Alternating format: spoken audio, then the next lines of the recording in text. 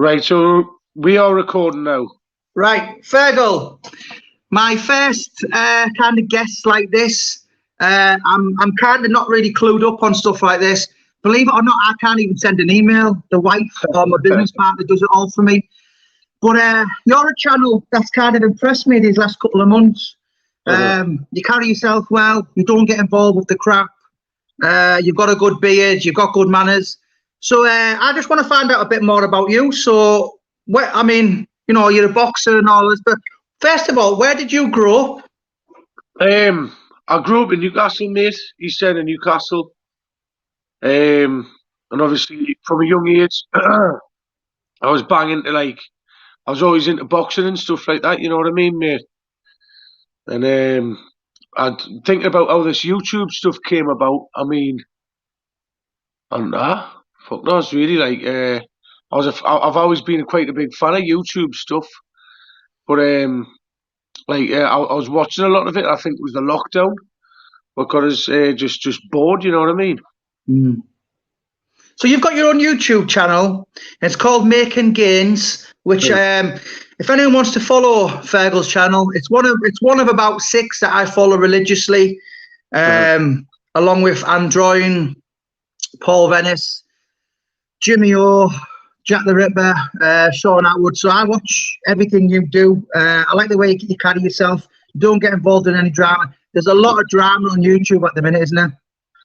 Well, I mean, I've seen some more, and I shouldn't take credit for not getting involved because I have got involved in some of it. And, you know, I've had people get me phone and contact us on social media telling us things.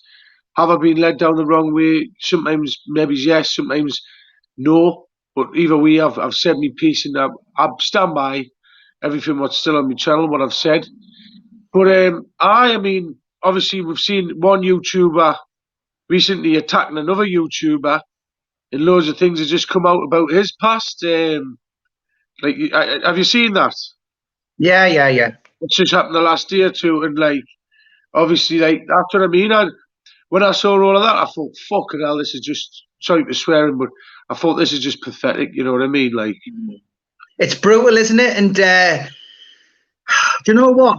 I watch it. I just sit back and observe, and I never comment on anyone's stuff apart from my own or someone who, like yourself, or someone who I trust and like.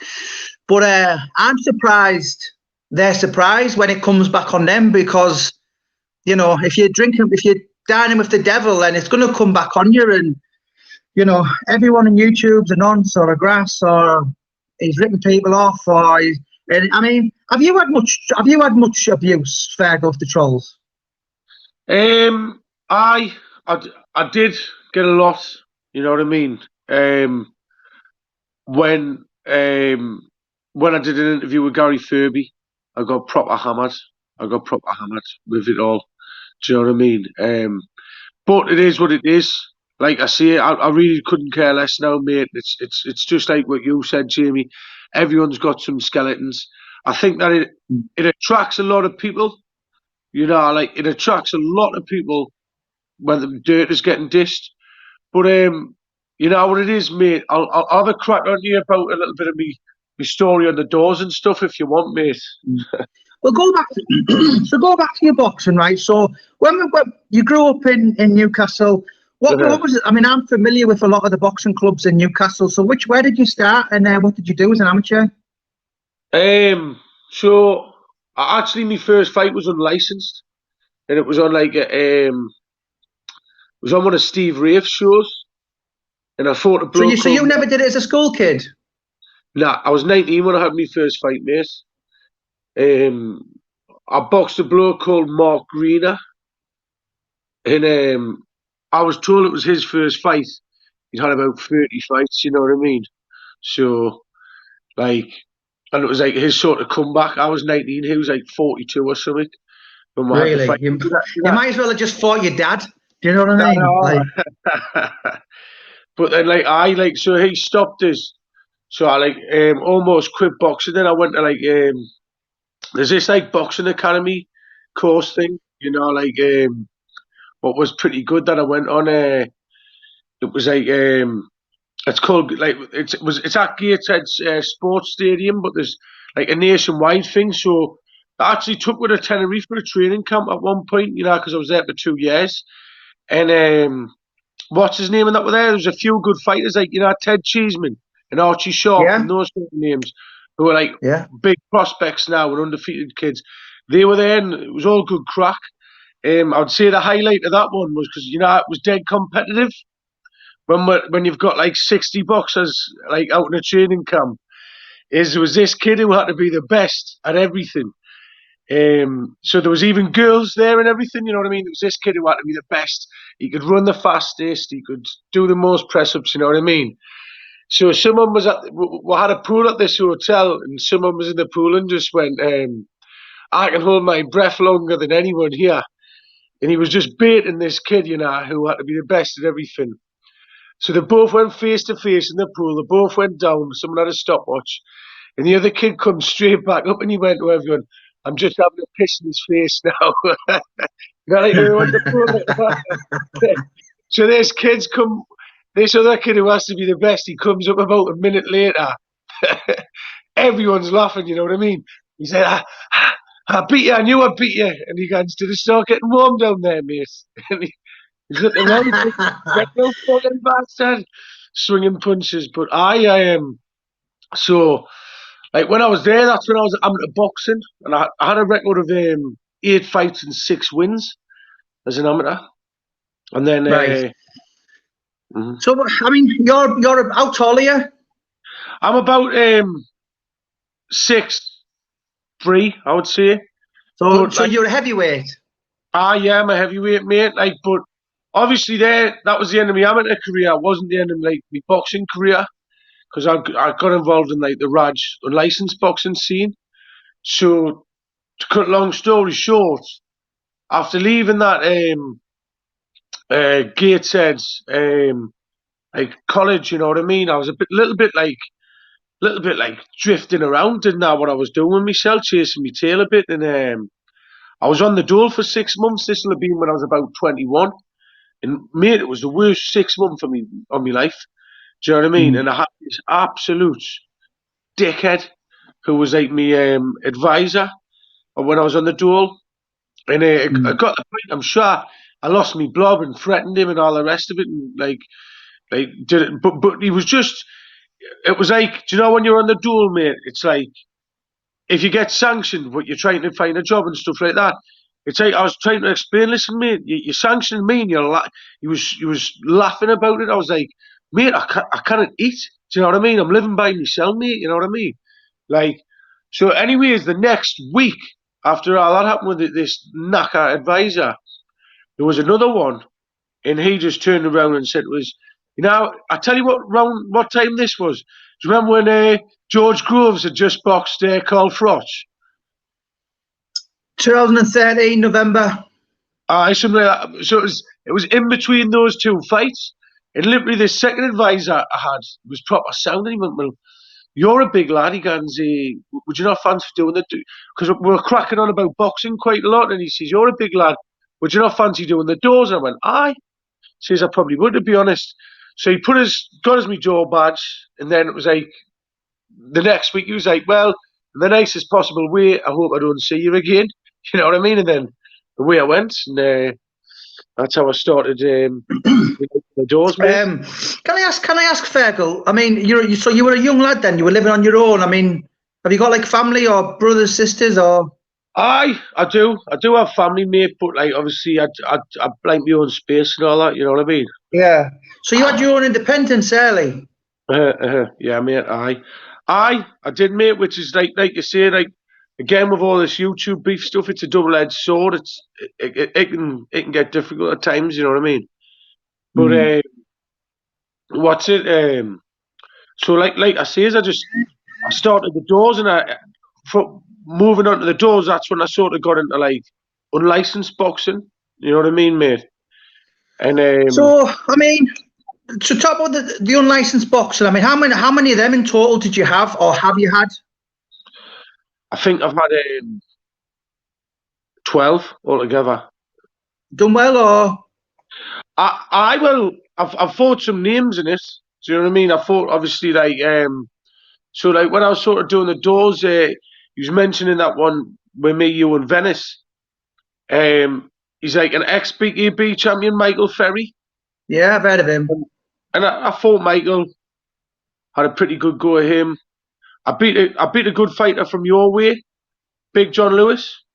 Yeah, you beat John. Yeah, I know he is. He, I mean, I'm quite a bit older than him, but I went to a gym called the Old Vic ABC back in. I think when I was just finishing, John was coming through. I must be a good 6 years older than John or something. But I know he is. Yeah. So you beat him. I mate, I mean, like I say, it was just my night that night. You know what I mean? I stopped him in the. It's on my YouTube channel. To be fair, that one, but All right, I'll have to watch her. like I trained really, really hard. I didn't cut any corners for that fight.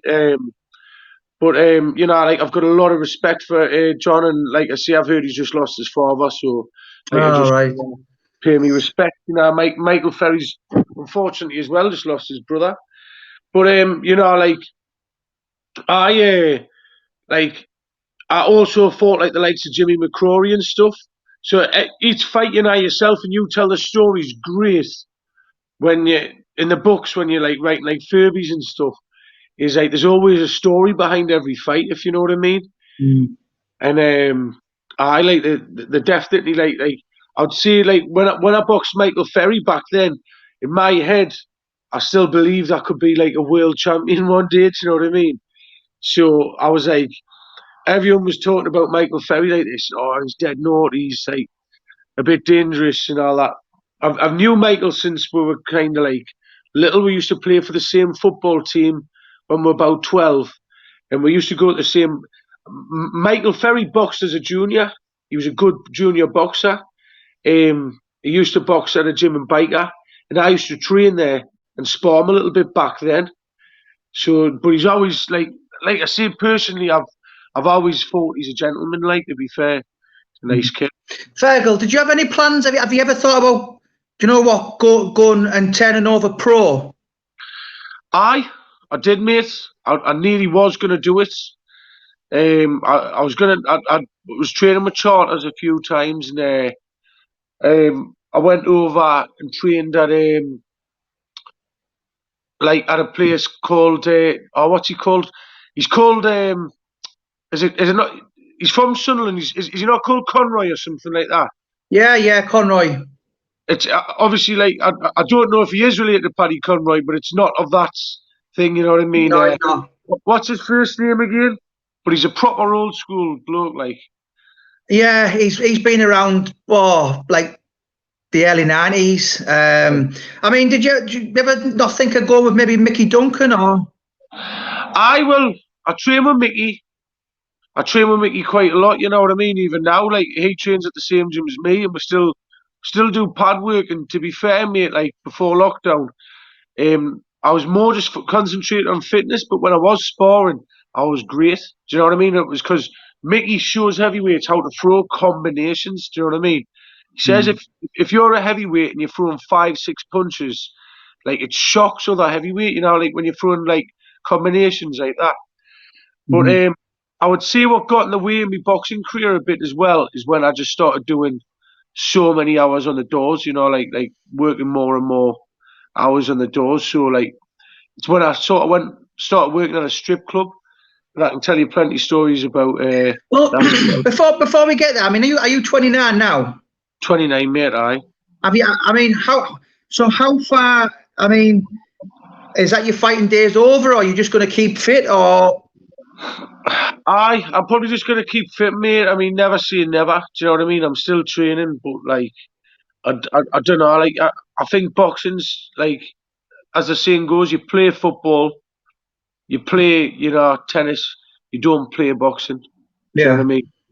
So, like, you have to be like seriously in it to be taking part in that sport. Yeah. So now, I mean, am I right in saying you work full time on the doors, probably 5, 6 nights a week now? Newcastle, one of the most northern cities in Great Britain, maybe the hardest, toughest. So, I mean, I don't know, maybe there could be a book in you in a year or two. But you know, is that so? That's your. I mean, how many hours a week do you work, Fergal? 40? What? Oh, probably 60 at the minute, like Really? 60, mate. Aye. So you've done the doors for probably 7 years now. Yeah. Have you had some extremely dangerous times? Aye, mate. I mean, what's it? So I'll tell you a few stories here. Funnily enough, like now I remember the night of the Tub Tub Palace shooting, but I wasn't there.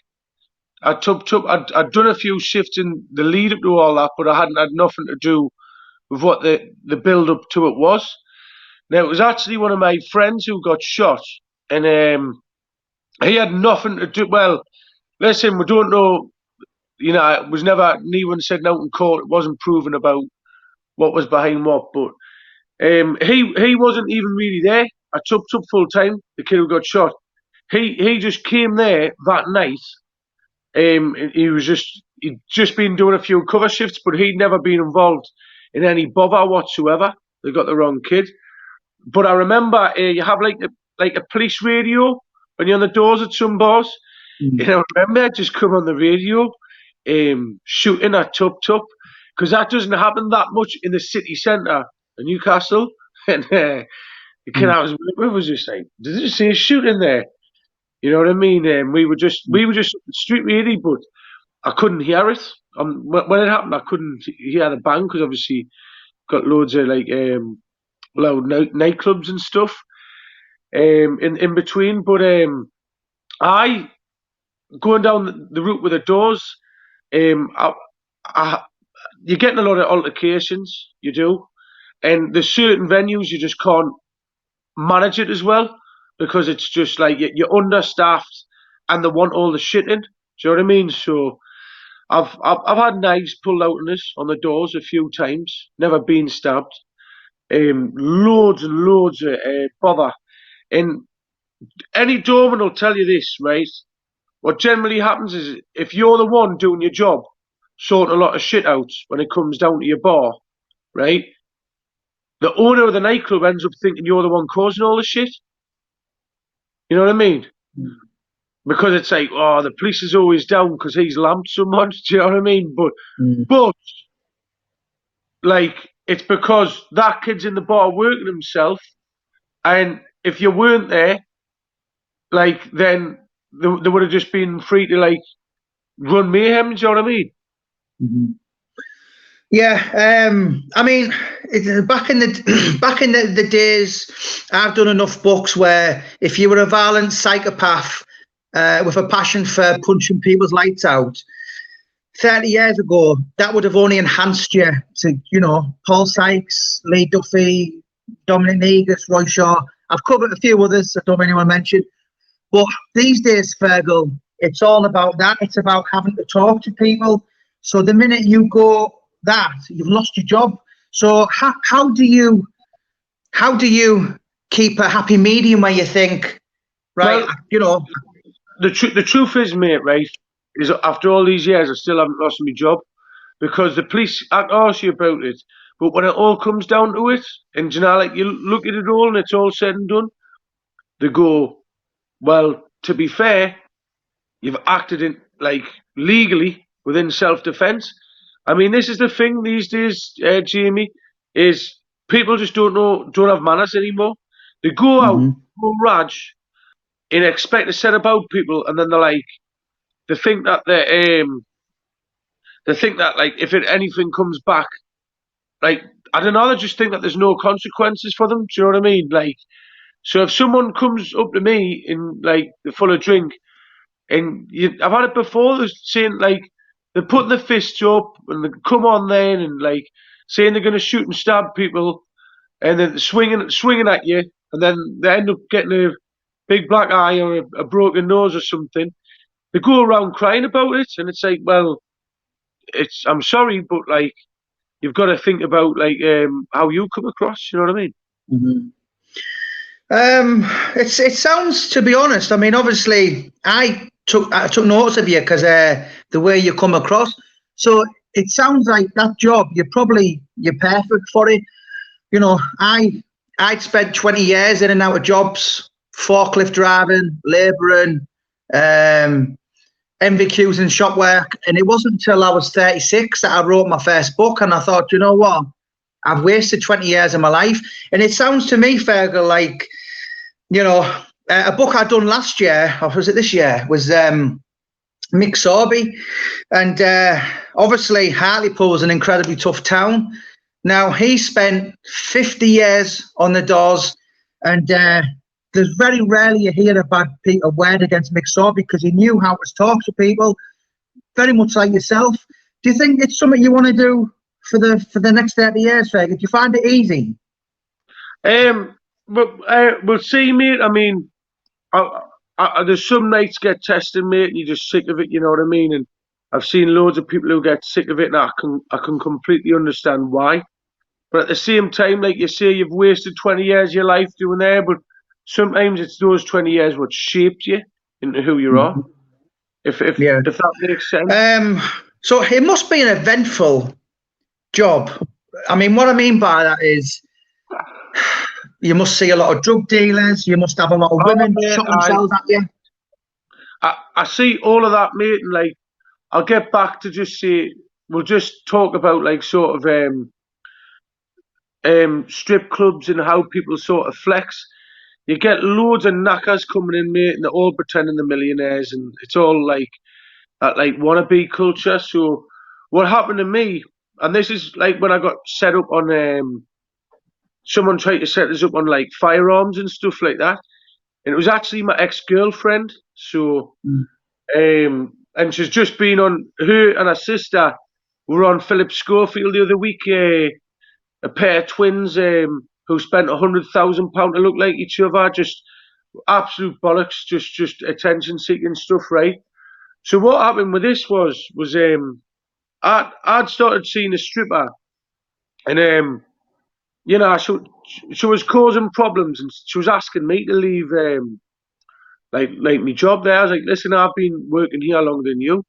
I was like, if anyone leaves, you're leaving. But couple of like, let's just say a couple of people got wind of it and who worked the thing. They said, listen, you're causing trouble. If you keep up, you're going, sort of thing. So long story short, right? Like, she used to pick me up from my house, right?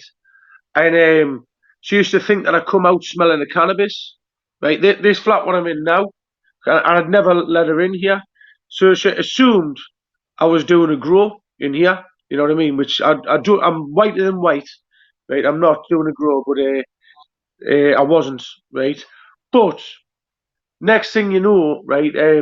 She was asking us, "Oh, would someone not kick your door in? The police not kick your door in if someone rang them up and saying you were doing that?" And like I says, "Why do you really think I am?" And she was like saying, "Oh no, I'm just wondering." And I says, "Oh well," I says, "if someone rang the busies up and said, oh, they're doing a grow in that address, they wouldn't kick your door." And I says, "If you rang up and said they had a shooter and they were going to shoot somebody, they've got to kick your door in." I says, "For that?" I says, "No."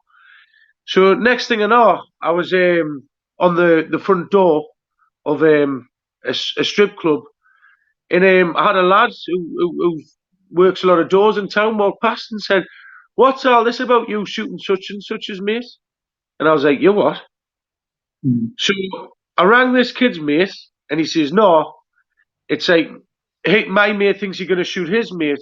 It got the point, right, where this rumour had all stemmed from a bloke who has a security company at a nightclub that has the door at a nightclub in town. So I rang him up, and I said, like, what you going around spreading these rumours for? I don't even know you. And he told me flat out, he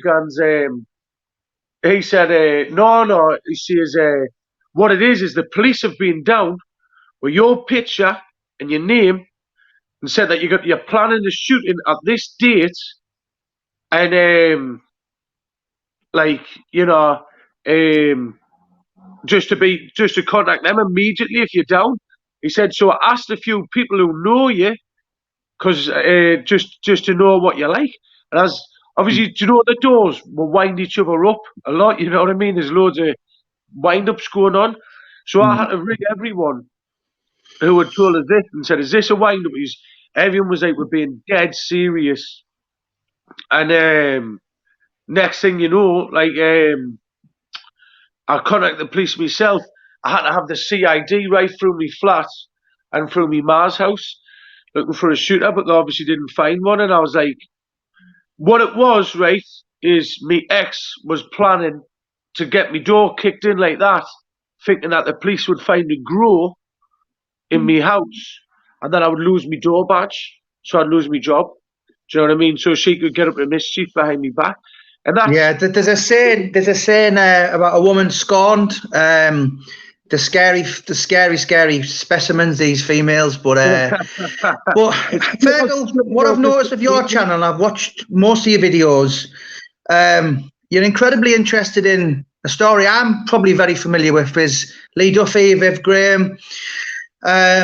So, I mean, do you know Anna Connolly? And I mean, obviously, is it just because you're a Newcastle lad and you grew up with the story, so you're more familiar with the tales? Well, like, when it comes to Lee Duffy and Viv, do I know Anna Connolly? I do, just through YouTube. To be fair, that's how I got to know Anna. And like, I just always used to hear stories on the doors about Viv Graham because I worked for somebody who used to like be Viv Graham's partner in like the door scene. You know what I mean? Like, he used to be Viv Graham's right hand man. So I'd worked for him for a while, and like I'd hear a lot of stuff from. He never used to talk about Viv much, but I used to hear stories about from the lads about what it was like. You know, like some of the older lads about this was happening here, and like probably more from Viv Graham's side of it. To be fair, people who liked Viv Graham more. I mean, certainly in the Dorman sort of scene, I would say most lads I've spoken to sort of speak quite well of Viv. But like, I suppose they're in the same profession. And the story I always heard was Lee Duffy come Chin Dorman on Viv Graham's night off. But I know everyone's got like a version of that. But then obviously getting to know Anna, I've heard a lot more stories that would have went really well, come across really well, like, you know, that haven't been told in any books or anything before. Would she never ever write a story then? Do you think? Was she not ever? Because obviously, you know, I'm familiar with the story. I read the first one in '99, maybe. Steve Richards come and he kind of done the blueprint, if you like. And obviously, when I come along a couple of years, I wanted to do the story, but just from a Middlesbrough side, just from purely Duffy. But Anna would have an incredible story. Obviously, being married to Viv, being with Viv. Do you think she'll ever do it? I think she might. I think she might. I think she sort of wants to do it. She wanted to come on my podcast. She still might do. But obviously, if she comes on my podcast, I just want to cover like some stuff about Viv Graham that wasn't covered. You know, like about what he was really like. Because I mean, Anna's told me that he was loved. He used to pay everyone's electric on the estate and stuff like that. And of course, another one. Sorry, is I'm leaving this out when it comes to Viv Graham. But actually, first got us interested more in that story was when I told you I was boxing. You know, at that college, that academy and stuff. My boxing trainer used to be Viv Graham's boxing trainer. Do you know what I mean? Who was that? Steve Cranston, he's called. So, oh yeah, I know who he is. Yeah. So I mean, I've done a few Geordies, Fergal. I've done Gary Fairbies, Steve Rafes, Alan Thompson, and there's a police figure I'm doing next year. He was involved in it all, and he's from Jarrow. I mean, Alan Thompson knew Viv incredibly well, to the point where he was out drinking with him the week before, him and Steve Watson, and he said he would never let him buy a drink. The young footballers like Lee Clark, Steve Watson, he said he only speaks highly of him, and he spent a bit of time in his company. and he was devastated. You know, when he was shot, I think it was the next day, New Year's Day. He was playing for Bolton, 1994 against Southend, and he said, I couldn't, like, every time the ball come to me, he said, I just couldn't think of anything but Viv Graham. And there's a lot of people who I've spoken to have said we absolutely loved him. You know, so there's two sides, but you know, I'm just trying to think. I mean, what was it? 20. I mean, I think you were probably one or two when he died, and I must have been not even 1 year old when Viv Graham died, because I think it was January the 1st, 1993 that he died, and I was born. It was 94. Was it? Aye. Yeah, it was. They just finished 93, so it was going into 94. But do you know what? It's folklore stories. I grew up for most of my life in Teesside, and you know, even though Duffy had died when I was 11, I grew up in the boxing gyms, surrounded by the people he'd beat up, or you know, everyone knew Tales of the Duff. Is that what it's like in your neck of the woods with Graham?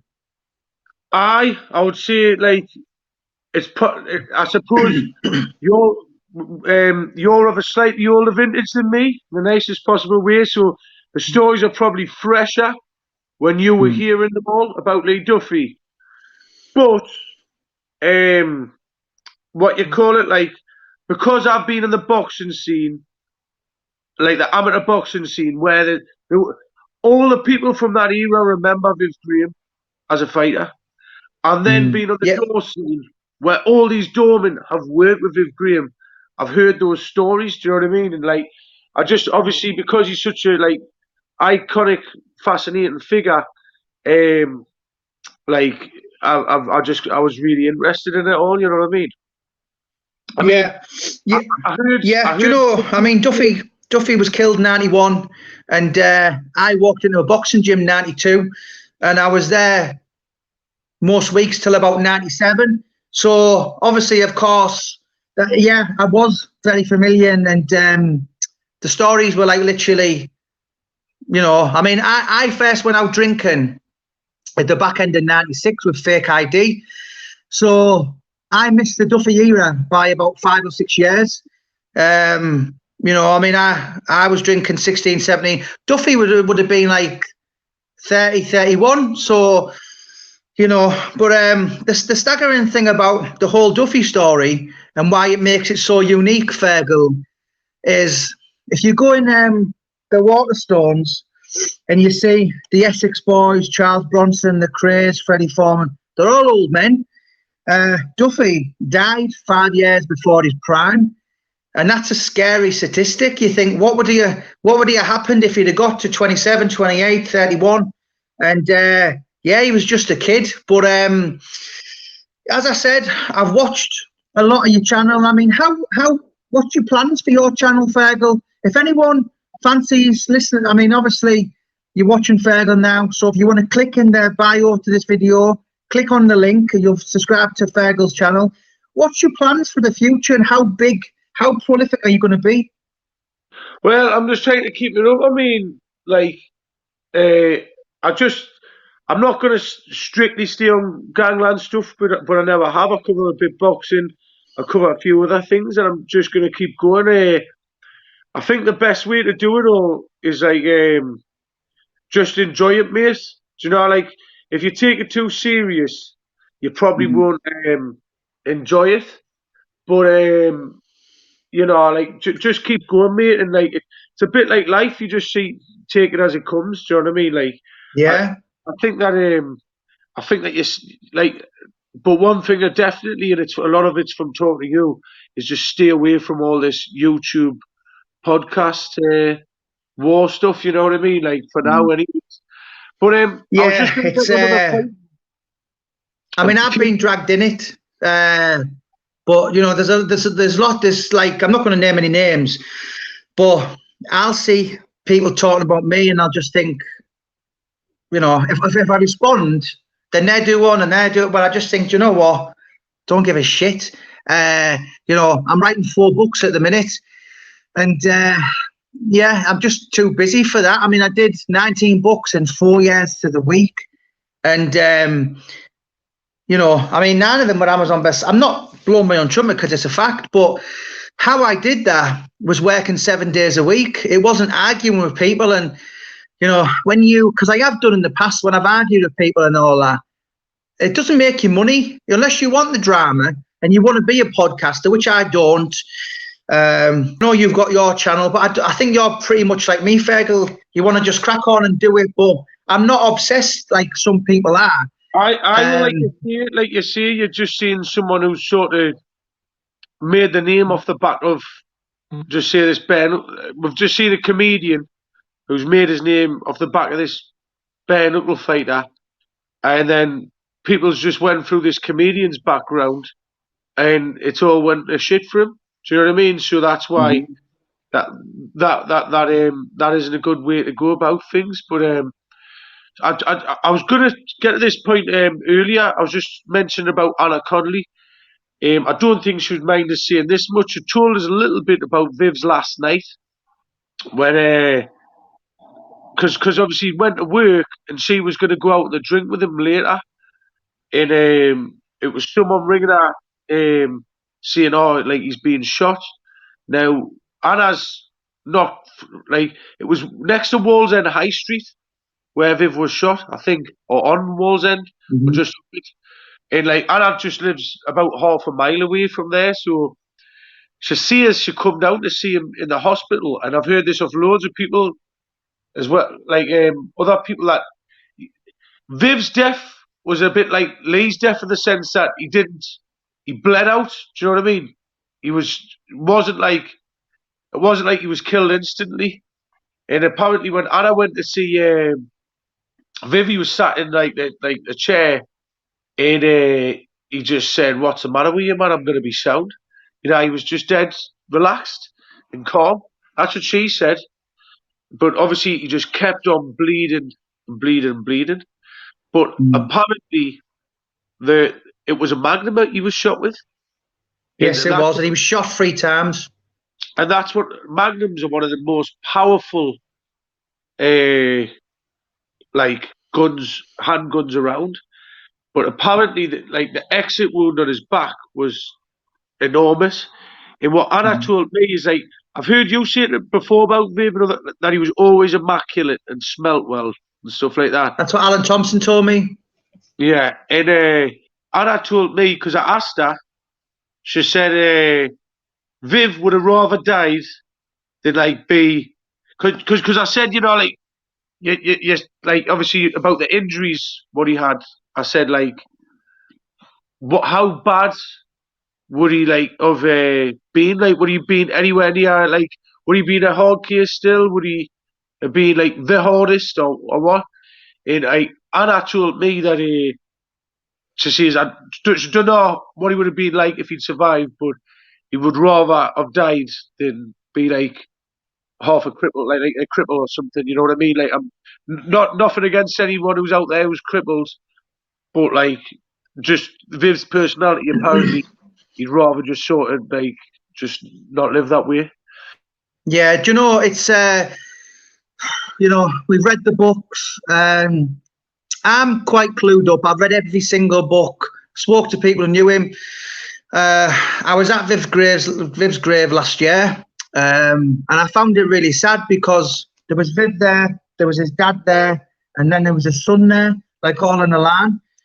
And he would have only been something like 62 now or something like that.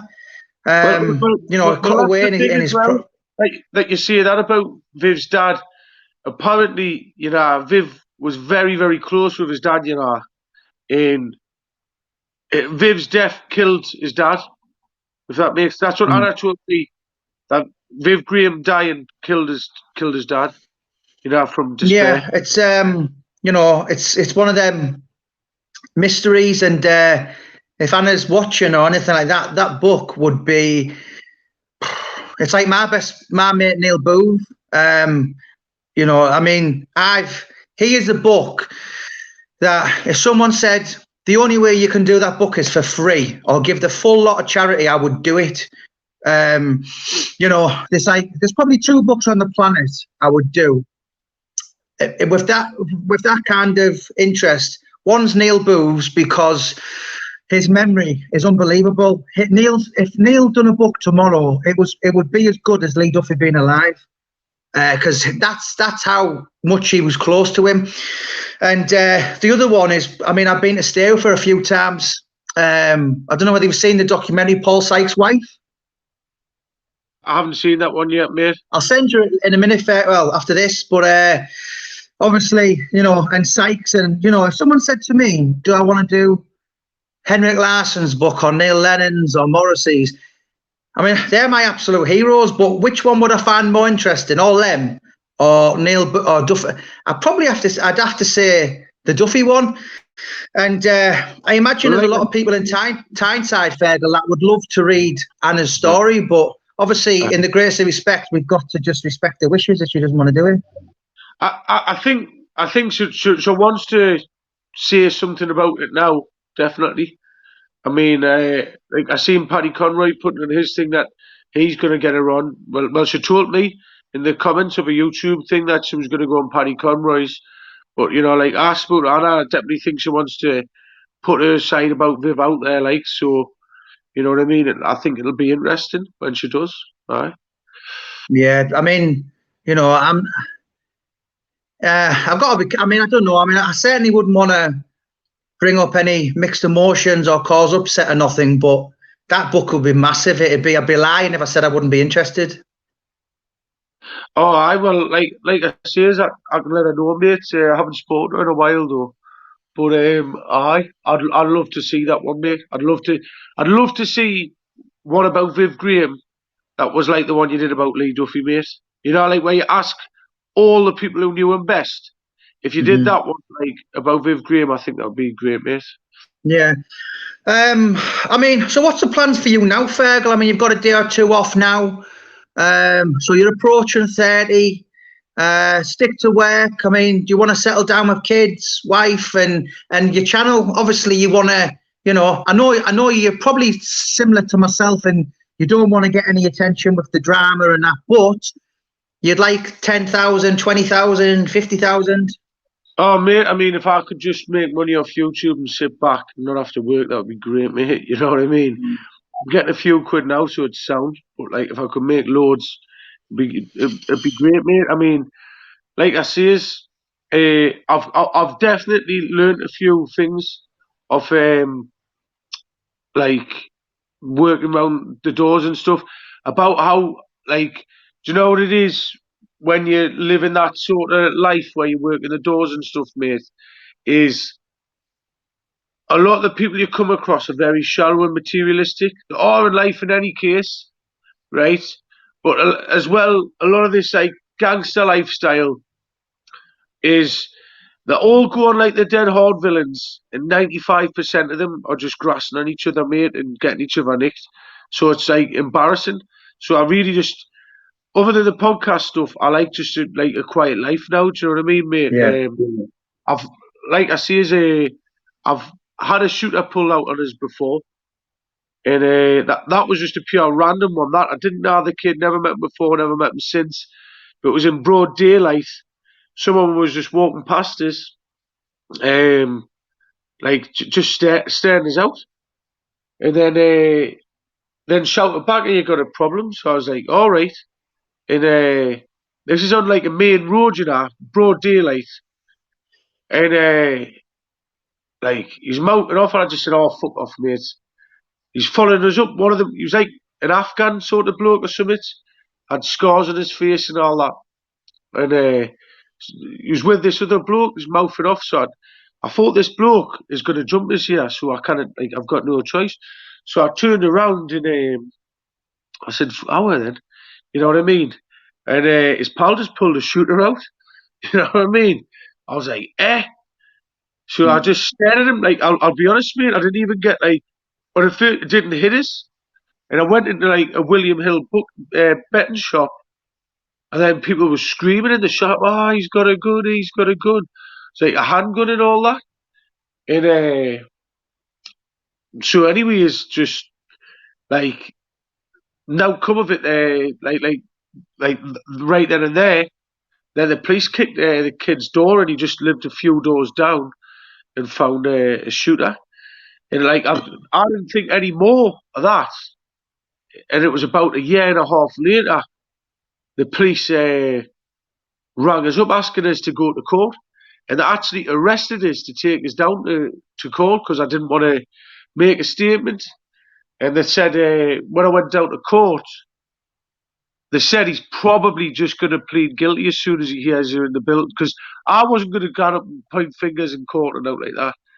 But he just pled guilty, the bloke, because obviously he had a shooter and all that. But it was like, I don't know. That was a funny one. Do you know what I mean? That's the only time I've had a shooter. So basically, I mean, I take it he got at least 5 years. I don't know. I think he got like. I don't think he got quite 5 years. I don't know. I think it was like an imitation gun or something like that. Oh, right, okay. I think he got like, it was about 4 years what he got, the kid, for pleading So guilty. basically, if he'd never done that to you, he wouldn't have been arrested. Nah. But like, that's madness, total mad. It's crazy. But then, the city of Newcastle is it doesn't come any tougher. Do you know, I always take the piss out of Alan Thompson, and you know, and you look at him at pint and all that, and you're all breeding tough, don't you? I think Manchester's and places like that are a lot worse than Newcastle, mate. I think I'm just attracted to or trouble is attracted to me, mate. I think that's what it is. Like I see, literally, mate, I was walking in broad daylight. You know what I mean? I'd never met the kids, and he was just one of them. Like he wanted to pick a fight with us. So I even tried to walk away from that fight, mate.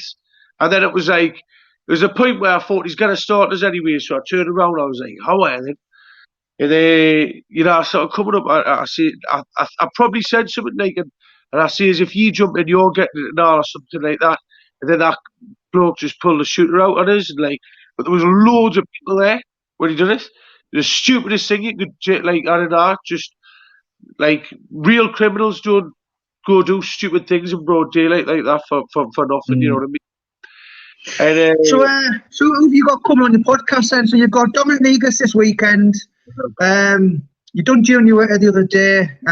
Obviously, I can because I'm just an author, mate. So I can give you quite a few. But have you got any lined up yourself? I've spoken to Eddie Elwood a few times. I'm quite friendly with him, and he says he will at some point. Manny Burgos said he will, because obviously Paul King, who I do the Junior Winter one with, he's really friendly with Manny. And I spoke to Manny when he was with Paul, speaking to Paul on the phone, and Manny was with him on speaker. He was saying he's going to come on at some point. There should be a few people. I mean, maybe even somewhere down the line, like Anna Conley, even. Do you know what I mean? I mean, I'd love to listen to her story. And, you know, I mean, sometimes, last couple of years, I mean, I've done 20 plus books now, I think, in total.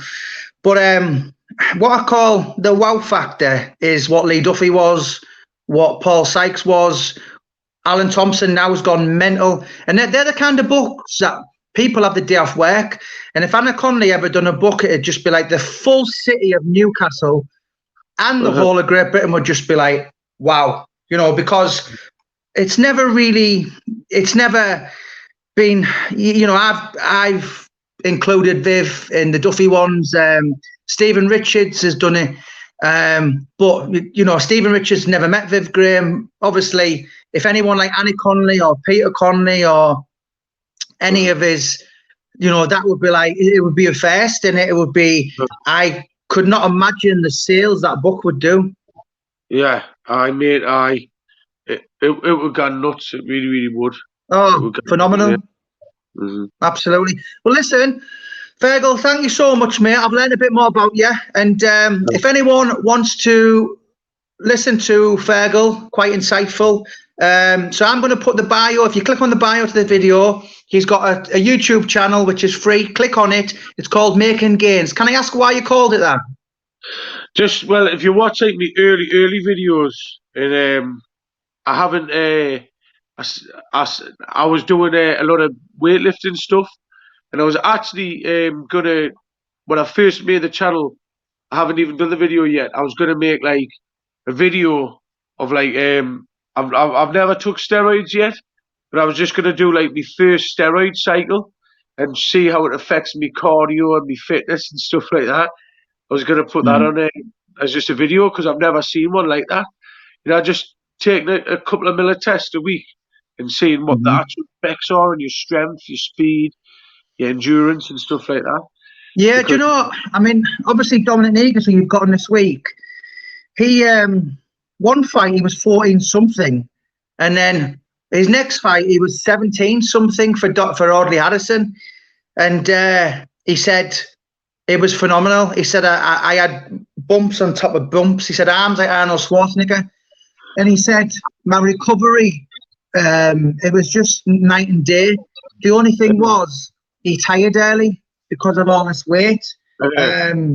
You know, but you know, it certainly would be interesting for anyone wanting to, you know, listen. Some people say steroids are bad, don't take them. But if you did them sensibly and made like some kind of diary about it, Fergal, I think it'd be. I think a lot of people could learn from it, mate, and definitely put it on your channel. But it's been an absolute pleasure, Fergal. So anyone wants to click and follow Fergal more, click on the bio and you'll click onto his channel, Making Gains. Thank you so much, Fergal. I'm a big fan, mate. Keep up your work. Thanks, Jamie. And I just want to say, I hope I'm not sounding like I thought I was hard or a gangster or anything in that, because I'm not. Not at all, mate. Not at all. But, I've met the people like that. I've even done the books, and every page they're beating 10 people up, and like I've just sat there and thought, you're full of shit. Get the fuck out of my house. But you're not one of them at all, mate. You're a big fan, mate, and I always listen to your stuff, mate, because you're quite insightful to yourself, Paul Venison. Now, Paul is very, be really scary to roll on the floor with him, but he'd rather not. He'd rather listen and be educated, and you can have a discussion with him. And you're like that, mate. So no, not at all, mate. I'll say about that, Paul, as well. Like, I'm pleased I never crossed his path in the boxing scene. I mean, what you call it? I used to fancy myself when I was boxing, and I would get in there and have a go with anyone. Like, people will tell you, like, as far as a lot of the names go, on the licensed boxing scene when I was doing it, I got in with like most of the best ones, a few ex-pros and all the rest of it. So I would have got in and had a go with Paul if we were ever matched up. But I think I would have come second best in that one. Like, he was a phenomenal fighter. He's just, I mean, sorry, Paul, if you watch him, but he's just a big, horrible, fucking heavy-handed brute. Do you know what I mean? It's like, just, he's just absolute knockout machine. But, you know, even watching his early fights, you can see he's ridiculously powerful, but he's raw. But what he did, as he got better, he kind of polished his tools, and you know, I don't know, but he's Paul's. I love him. I trust him with everything. My wife loves him. You know, Paul will ring my wife. Neil Booth rings my wife all the time. Alan Thompson does. Sometimes I think, oh, my mate's like better than me, but no, he's a good guy, Paul, and he's going to go far in life. Aye, definitely. Well, I'm going to do a shoot now, Jamie, but thanks a lot for having me. Absolute pleasure, Fergal. Don't forget, click to follow Fergal's channel. Absolute pleasure, sir. Thanks for your time. It was, mate.